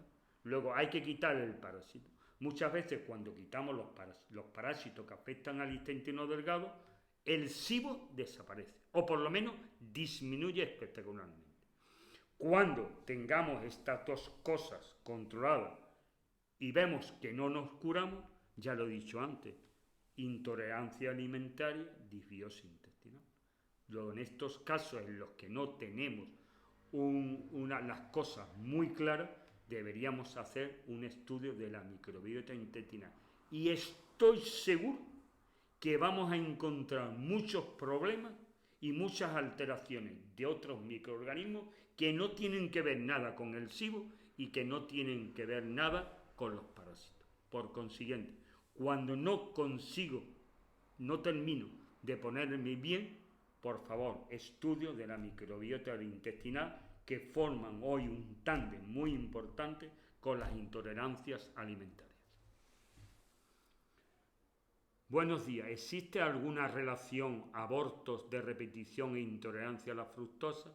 ¿Qué se podría hacer? Bueno, y esto cuando he estado nombrando el tema de las intolerancias a la fructosa, he puesto que hay personas que tienen abortos de repetición. Y esto lo cuento aquí porque le ocurrió a una paciente de nuestro grupo que tenía una serie de abortos de repetición, estaba diagnosticada ciertas intolerancias y lo que tenía de fondo era una celiaquía. Es decir, los enfermos celíacos no diagnosticados que se han quedado con el diagnóstico a veces de intolerancia a la fructosa pueden tener abortos de repetición como consecuencia que detrás de ello hay una celiaquía. Bueno, por supuesto, hay muchas más causas de aborto, no vayamos a creer que simplemente la celiaquía es la que puede poner aborto, hay muchos más abortos y hoy se están haciendo estudios de investigación muy interesantes, no solamente los abortos, sino incluso los implantes que se están haciendo hoy de células para que de espermatozoides, de óvulos fermentados con espermatozoides, porque si no tenemos una microbiota vaginal endometrial adecuada, estos implantes no quedarían a nivel del endometrio y se expulsarían. Por consiguiente, la celiaquía en el tiempo puede producir abortos de repetición si no es tratada adecuadamente. Pero que, por supuesto, existen otras causas de aborto independientemente de la celiaquía. Tengo SIBO y fructosa y déficit de edad, no tengo estreñimiento, más bien diarrea, y el médico me ha retado Resolor y veo que es para el estreñimiento, no entiendo por qué me lo ha recetado. Bueno, simplemente con lo que tú cuentas hay dos posibilidades, o tienes un SIBO de hidrógeno o tienes un SIBO de sulfuro de hidrógeno. Son los dos tipos de SIBO que producen diarrea, es decir, el SIBO de hidrógeno por sí mismo se acompaña de diarrea, pero si el SIBO de hidrógeno además se acompaña de sulfuro de hidrógeno, posiblemente podamos tener diarrea. Resolor no está indicado. No está indicado. La indicación del Resolor, que es un procinético, estaría indicado cuando controlamos nuestro SIBO. Es decir, cuando ponemos un tratamiento y disminuimos las bacterias que eran responsables de ese SIBO, es el momento de introducir un procinético. ¿Para qué? Para intentar que nuestro intestino delgado se quede lo más limpio posible después de las digestiones y no haya un aumento y crecimiento de bacterias como consecuencia de los restos alimenticios que se pueden quedar en los pacientes con alteraciones de la motilidad intestinal. Luego, Resolor no está indicado para tratar un SIBO de diarrea. Todavía podría estar indicado en un SIBO de metano, nunca en un SIBO con estreñimiento. Primero, controlar las bacterias que producen el SIBO y cuando la tengamos controlada hay que intentar introducir una serie de medidas para que el SIBO no se reproduzca y entre ellos estaría un procinético del tipo de Resolor, que el problema es que contiene un poco de lactosa, pero para mí, personalmente, es el mejor procinético que existe por encima de otros procinéticos farmacéuticos, como puede ser la rifamicina, o puede ser la rifamicina, o incluso de los herbáceos, como puede ser lo que están hechos con Gille o como puede ser otro. Siempre el Resolor para mí está por encima de cualquier otro procinético e incluso de los herbáceos. Es decir, se dan herbáceos muchas veces porque la gente que utilizan muchos suplementos no pueden recetar medicamentos y utilizan los herbáceos. No tengo nada en contra de los herbáceos, son muy utilizados en Estados Unidos y por muchos profesionales, pero yo personalmente prefiero Resolor porque creo que es el que más estimula la que se ponga en marcha la sonda de limpieza, también llamada complejo motor migratorio. Luego, deja de tomar Resolor porque no te va a resolver tu problema. Celiaquía e intolerancia al sorbitol. ¿Desaparece esta intolerancia alguna vez, ya que no mejoro y no sé qué dieta seguir? Bueno, de esto hablaremos mucho más el próximo día, porque vamos a hablar de intolerancia a la fructosa y en relación con la celiaquía. Hay una cosa muy importante, y es que, y no sé por qué, a veces todavía los médicos fallamos. Hay muchos pacientes celíacos que le ponemos una dieta adecuada en la que no haya contaminación y no haya trazas, no haya contaminaciones cruzadas y no haya trazas, que evolucionan satisfactoriamente. Pero es que hay un 20% de enfermos celíacos que, aunque hagan una dieta adecuada, sin trazas y sin contaminaciones cruzadas, que no se ponen buenos y siguen teniendo muchos síntomas. ¿Y por qué? Porque hoy sabemos que los pacientes con celiaquía que no evolucionan satisfactoriamente tienen dos problemas principales, de los cuales los médicos nos olvidamos, que son los parásitos y el SIBO. Es decir, los enfermos celíacos tienen una alteración de la motilidad intestinal, y esta alteración de la motilidad intestinal favorece la aparición de un SIBO. Y cuando uno tiene un SIBO, pues puede ser intolerante a la lactosa, al sorbitol, a lo que ustedes quieran. Dependerá del grado de afectación.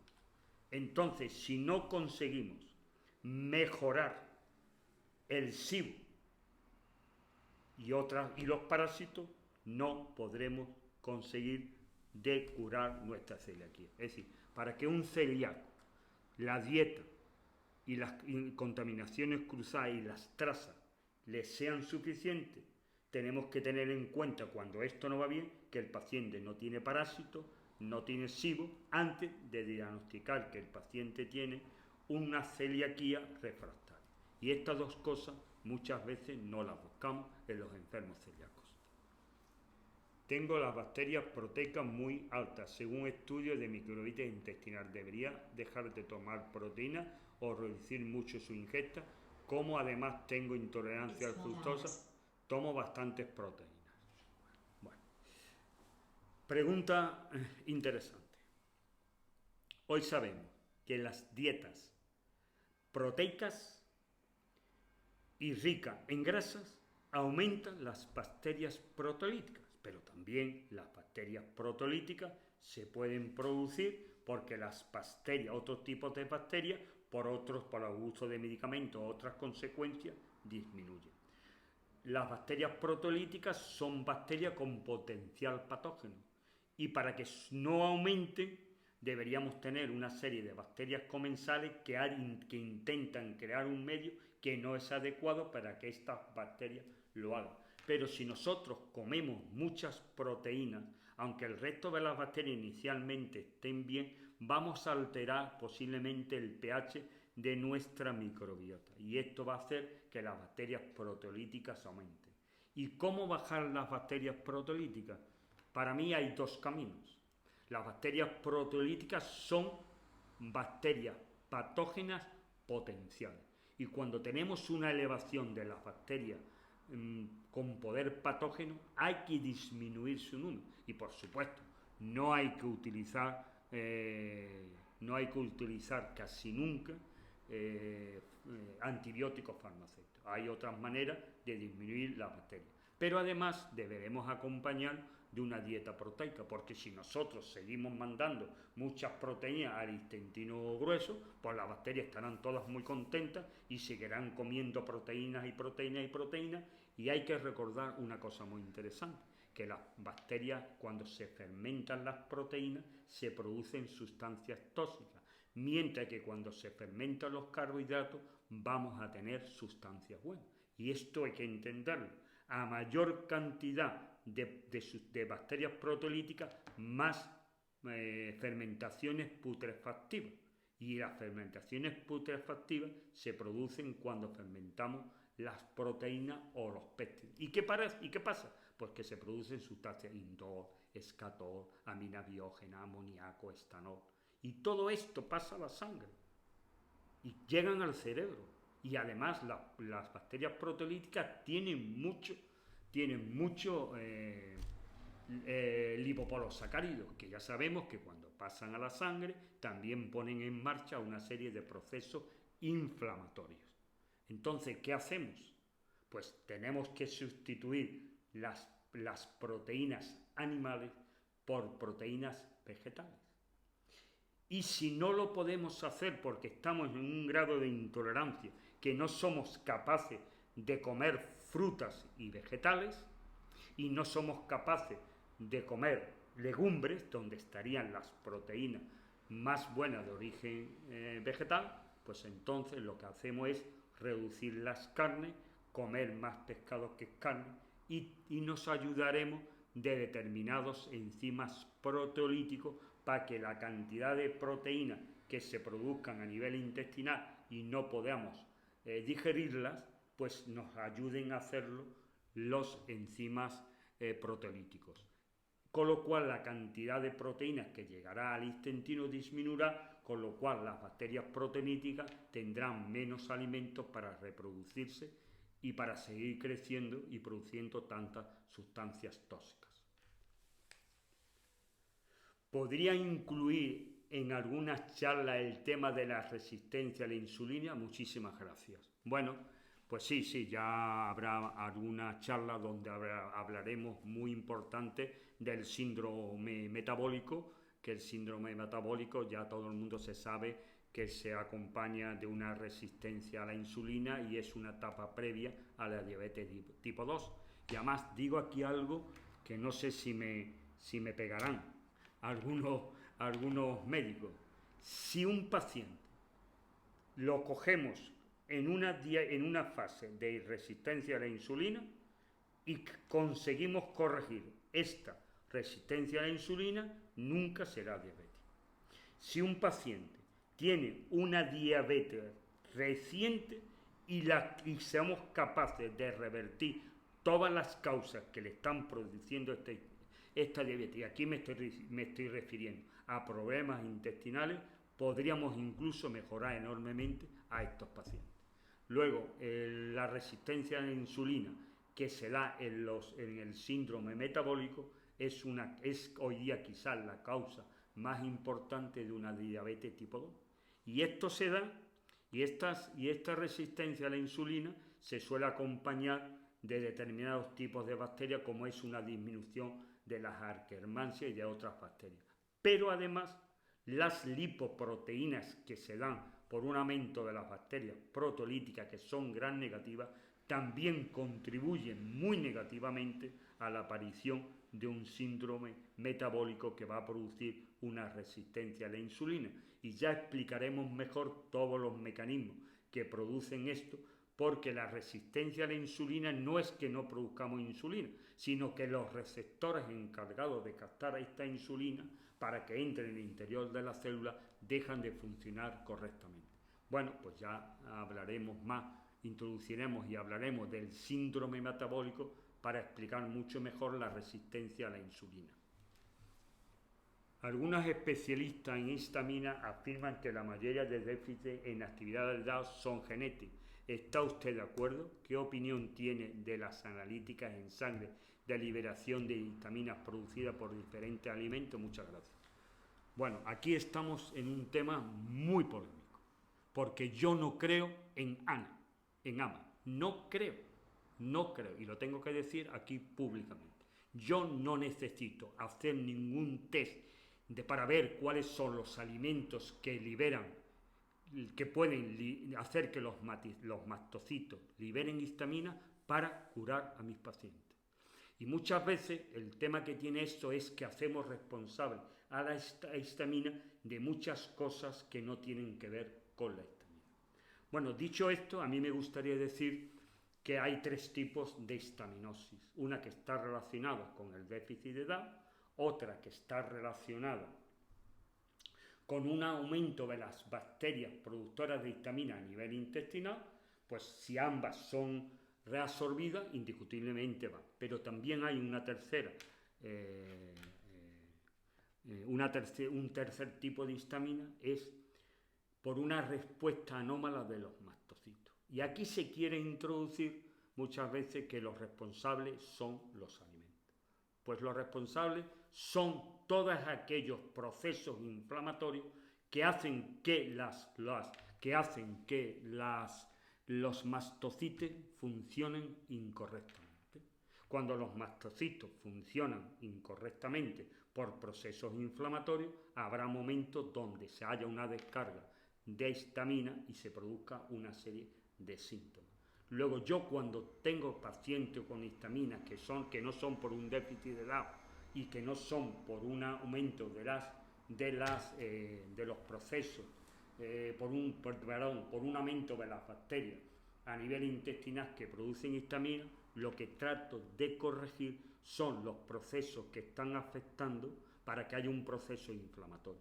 Recuerden ustedes que a nivel intestinal hay una gran cantidad de mastocitos y esto es lo que a mí me interesa. Bueno, indiscutiblemente hoy día hay un déficit de DAO producido por alteraciones genéticas, pero hoy en España creo que el laboratorio Génica ya tiene un test donde nos puede decir si nuestro déficit de DAO es por causa genética. Te haces el test y si no encuentras ninguna alteración genética, pues ya sabes que posiblemente tu déficit de DAO sea por procesos inflamatorios que afectan a nivel intestinal, que hará que disminuya el DAO, que hará que funcionen mal los mastocitos o por un aumento de las bacterias productoras de histamina. Y esto es lo que yo creo que no hay que abordar. Recordando además que hay sustancias, alimentos que también bloquean el funcionamiento del DAO y que hay que conocer si la estamos tomando, porque puede ser el caso que si retiramos estos alimentos, la diaminoxidasa vuelva a funcionar correctamente.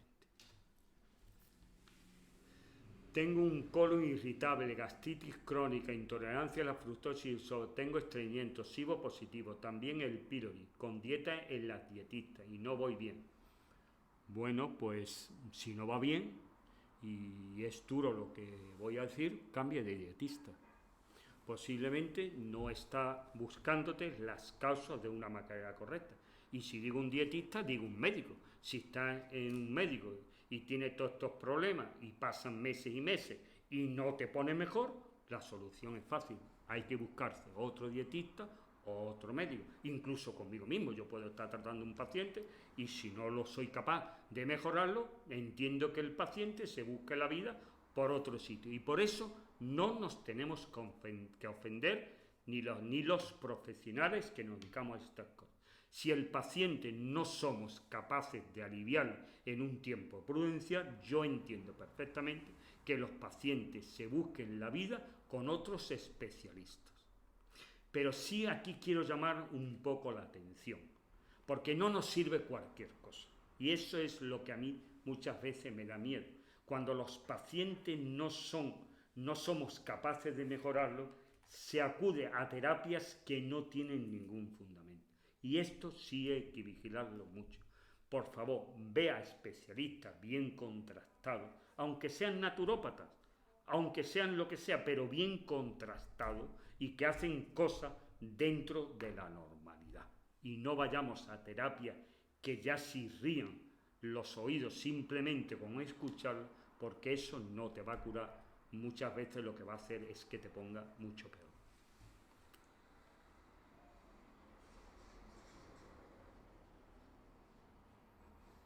Bueno, cada vez que si descartamos el antibiótico para curar el SIBO, pero tenemos también parásitos y para quitar los parásitos hay que tomar antibióticos, ¿qué hacemos entonces? Parece que no vas a quedar más remedio que tomar antibióticos. Bueno, los parásitos. Ya he dicho que los parásitos, sobre todo los parásitos que afectan al intestino delgado, porque hay que entender que hay dos tipos de parásitos. Uno, que se encuentran sobre todo y habitan a nivel del intestino delgado, y otros que habitan a nivel del intestino grueso. Y posiblemente el comportamiento de uno y otro sean diferentes y las afectaciones que vamos a tener sean diferentes. Representativos de bacterias que afectan al intestino delgado, Giardia,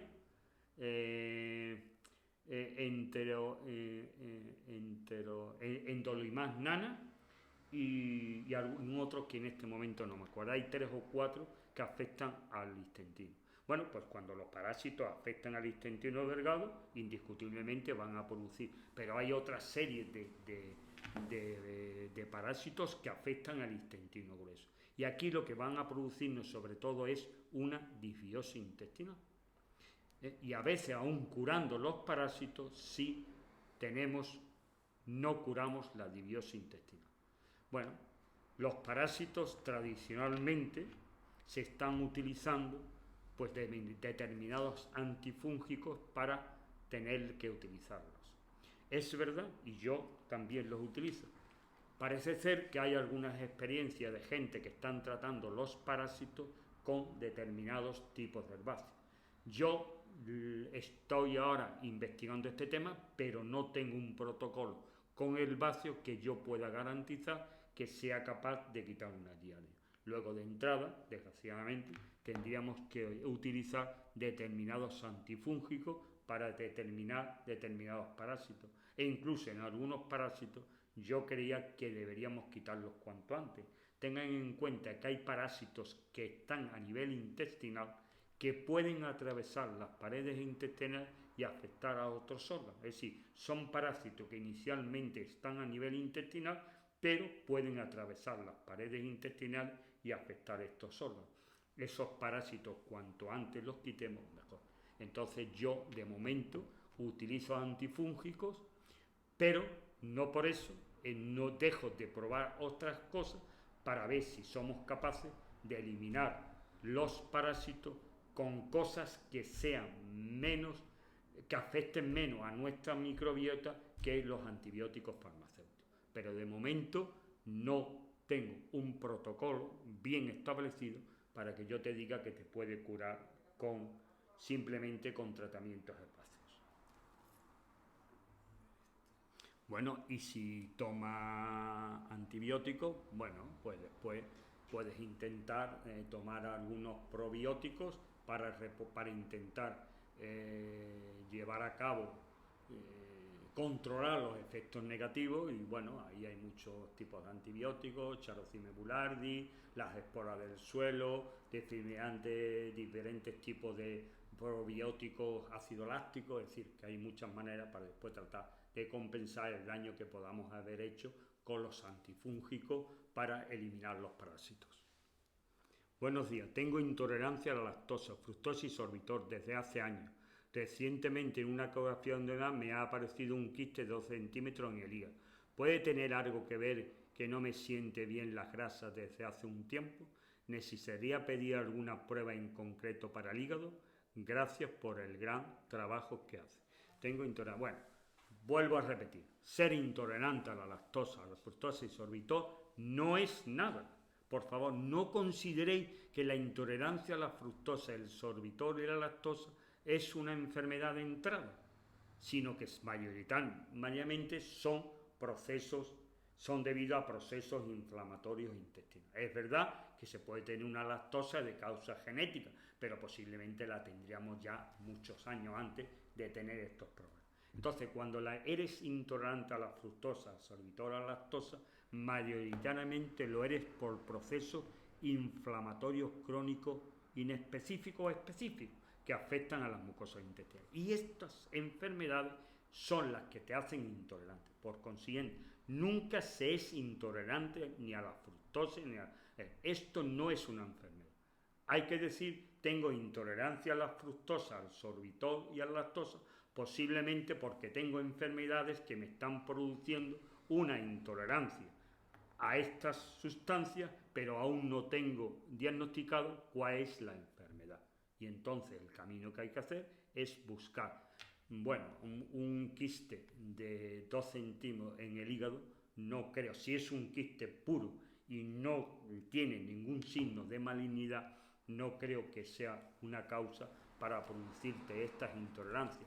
Y un buen ecografista, si te hace una buena ecografía, te puede decir el pronóstico de ese quiste.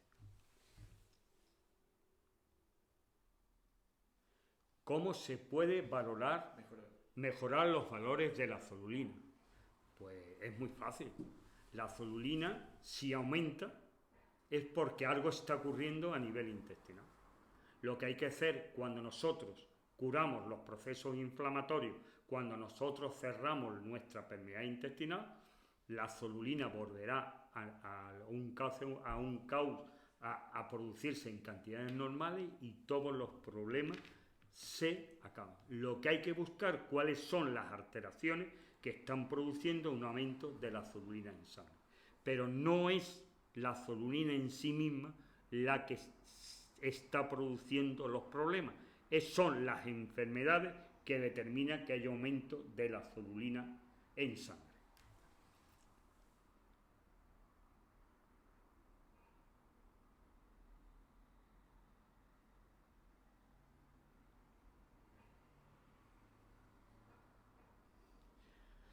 Bueno, hoy ya sabemos que la artritis...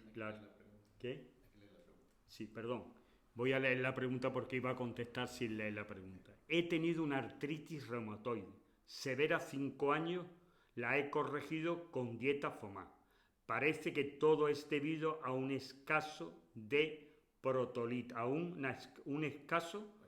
exceso de bacterias protolíticas. ¿Es suficiente lo que hago o podría afinar el tratamiento? Gracias. Bueno, pues hoy sabemos que la artritis reumatoide está entre las enfermedades autoinmunitarias que parece que se debe a un aumento de la permeabilidad intestinal. Pero un aumento de la permeabilidad intestinal no solamente puede estar producida por proteínas protolíticas, hay muchas otras bacterias a nivel intestinal que pueden favorecer la aparición de un aumento de la permeabilidad intestinal. Por ejemplo, falta de Akkermansia, falta de bacterias productoras de butirato, y no tenemos por qué tener un aumento de protolita si realmente a nivel intestinal no tenemos Akkermansia, no tenemos bacterias con función de producir butirato, como es el Fecalibacterium pronisi, la del género Roseburia, las determinadas eubacterias, o de otras más, incluso Clostridium butyricum. Bueno, pues entonces esa pared intestinal seguro que se va a producir un aumento de la permeabilidad intestinal por un daño de las uniones estrechas. Es decir, que son muchos los diferentes aspectos, alteraciones de una microbiota intestinal que pueden producir un aumento de las enfermedades autoinmunitarias. Por consiguiente, indiscutiblemente se ha disminuido las bacterias protolíticas que producen muchas alteraciones, te va a encontrar mejor. Pero si no terminas de ponerte bien, hazte un estudio de microbiota intestinal, averigua cuáles son las otras bacterias que te pueden estar afectando y que alguien intente modularte en la microbiota. Si disminuimos un número de bacterias patógenas independientes de las proteolíticas, posiblemente te pongan mucho mejor.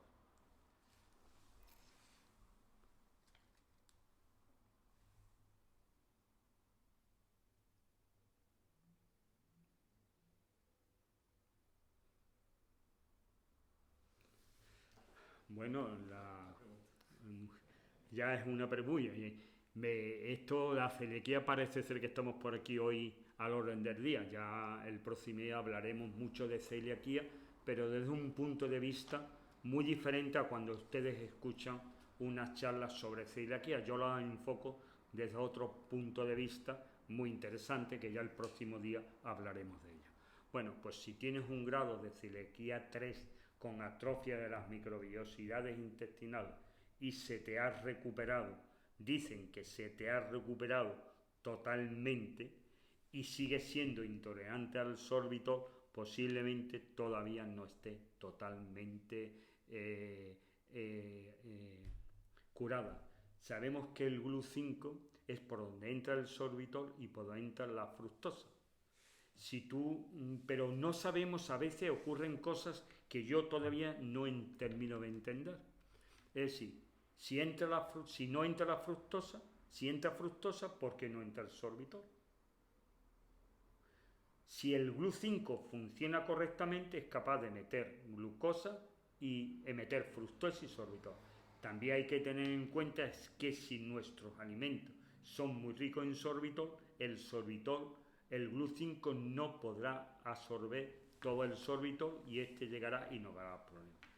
Mi impresión es que a pesar de que tú creas que has recuperado las microvellosidades intestinales, algo está a nivel intestinal que te está produciendo un sorbitol.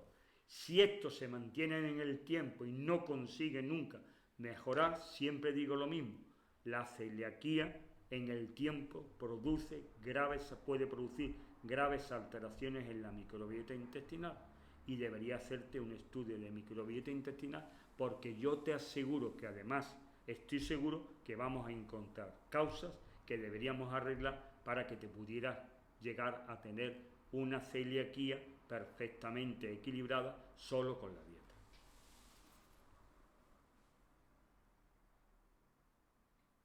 Bueno, para saber si tiene parásito, en primer lugar, lo que hacemos todas las vidas, las pruebas de tinción y del microscopio. ¿Qué pasa? Pues que para hacer un buen diagnóstico de parásitos, de heces, con los procedimientos antiguos, pues hay que dedicarle mucho tiempo y deberíamos hacer muchas tinciones, porque cuando hacemos determinadas tinciones vemos determinados parásitos, pero no conseguimos ver todos los parásitos. Y hoy en España, debido a la inmigración, a la entrada de alimentos de otros países, pues hay más parásitos diferentes a lo que existía en los años 50.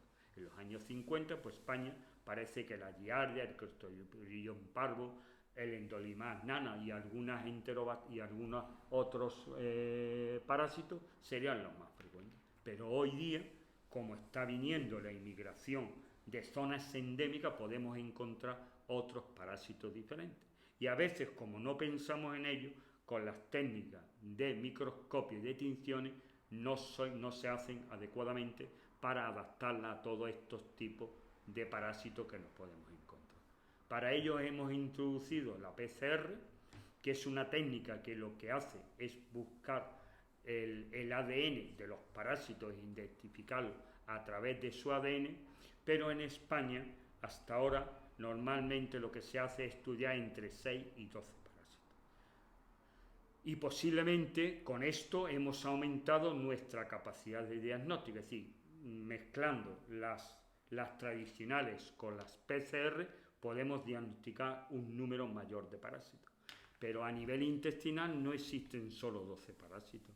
Yo digo que existen 450 parásitos diferentes y muchas veces algunos de estos parásitos, aunque no sean endémicos de España, pueden aparecer como consecuencia de pacientes que vienen de otras zonas. Y si no hacemos pruebas mucho mejores, no las vamos a diagnosticar. Luego, un estudio metagenómico de la microbiota intestinal sí te podía poner de manifiesto todos los parásitos que se pueden encontrar. Si ustedes quieren, pueden empezar por unas pruebas de PCR y con unas pruebas de esto, pero si no mejoran y siguen pensando que pueden tener parásitos, háganse un estudio metagenómico de la microbiota intestinal para ser capaces de diagnosticar todo tipo de parásitos.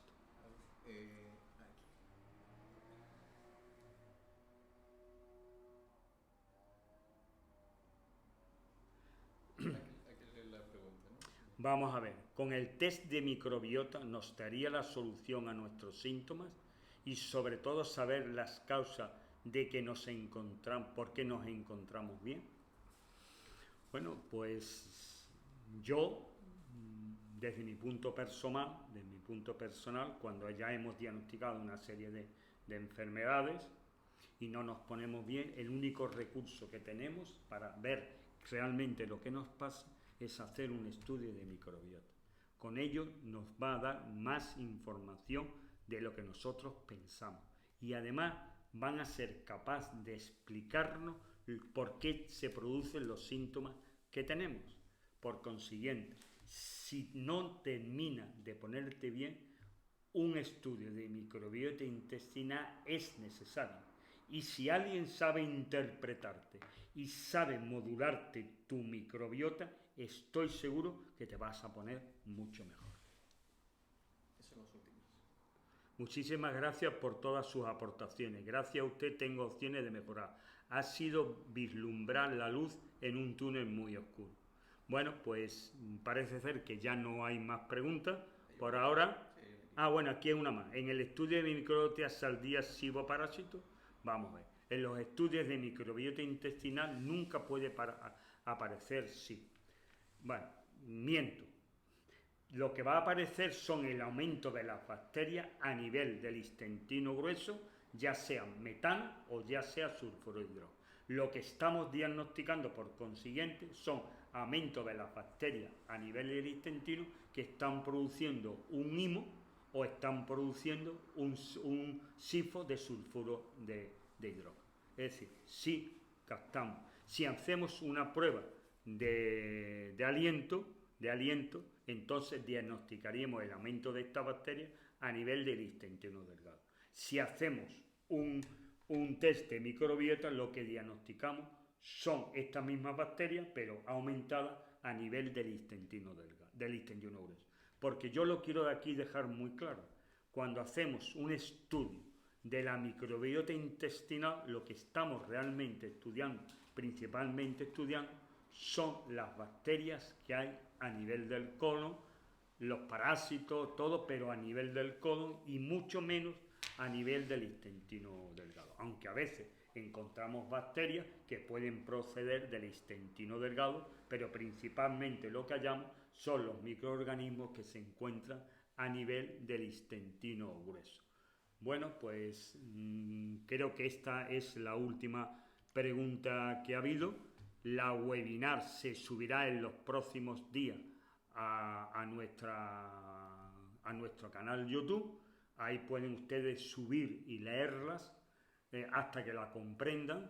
Por favor, inténtenlo, porque las próximas charlas que vamos a dar deberemos recordar, tener en la mente todos estos mecanismos que se pueden producir para entender lo que pasa en un SIBO, en una celiaquía, con un Helicobacter pylori o con otras enfermedades parasitarias que vamos a tratar de explicar en la próxima webinar.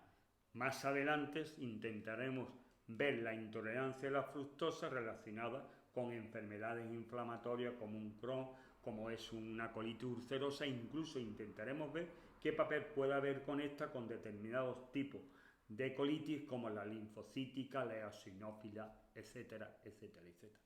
Bueno, pues muchas gracias por su atención, por haber participado en este webinar y espero que las próximas charlas puedan ser del mismo interés para ustedes que esta charla que hemos dado hoy.